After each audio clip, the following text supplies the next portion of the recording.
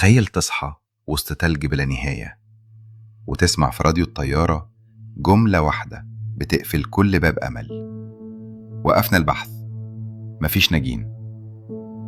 ساعتها بس هتفهم إن الرعب الحقيقي مش إنك تموت، الرعب إن العالم يقرر إنك انتهيت وإنت لسه بتتنفس. يوم 13 أكتوبر 1972 طيارة عسكرية من الأورجواي رقم 571 كانت شايلة فريق كرة رجبي ومعاهم ركاب.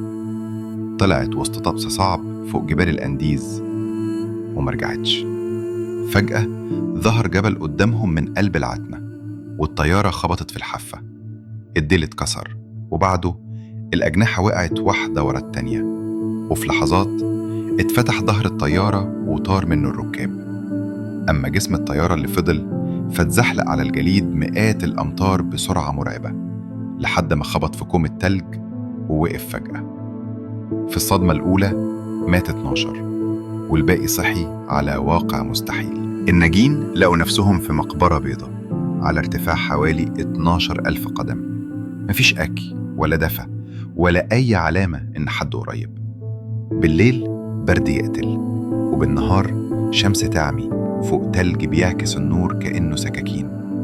مفيش شجر، مفيش حيوان، مفيش حتى غلط صغير تقدر ترجع الزمن وتصلحه. أول أيامهم كانوا بيعملوا اللي يقدر عليه أي بشر: يسيحوا التلج عشان يشربوا، يكسروا كراسي الطيارة ويحرقوا اللي يقدروا يحرقوه عشان دقيقة دفا، ويتسندوا على بعض عشان ما ينهروش. وبعد حوالي أسبوع سمعوا الخبر اللي كسرهم: عمليات البحث توقفت.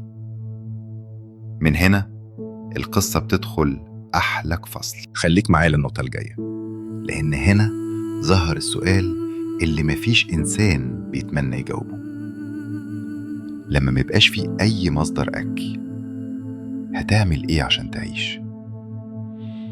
الاختيار كان قاسي ومهين للروح: يا إما يموتوا واحد ورا التاني من الجوع، يا إما يتفقوا إن أجساد اللي ماتوا هتبقى سبب نجاة اللي لسه عايشين.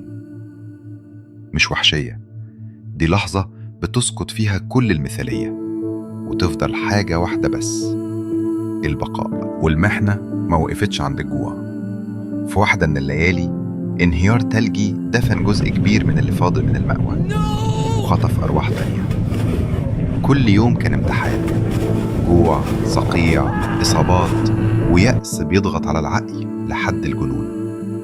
ومع ذلك فضل فيه خيط واحد ماسكهم: إن لسه فيه طريق برا الجبل حتى لو مش باين. بعد 72 يوم 2 قرروا إن الانتظار يساوي موت.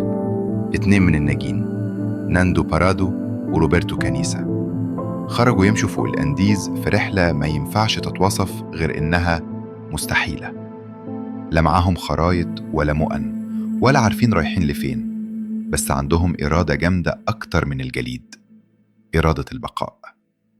بعد حوالي 10 أيام قابلوا راعي تشيلي اسمه سيرجيو كاتالان، وهو اللي بلغ وبدأت المعجزة تتحرك.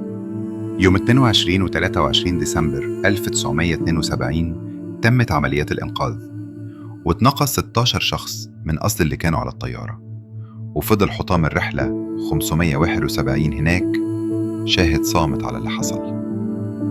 لو كنت مكانهم، هل كنت هتختار تعيش بنفس الثمن؟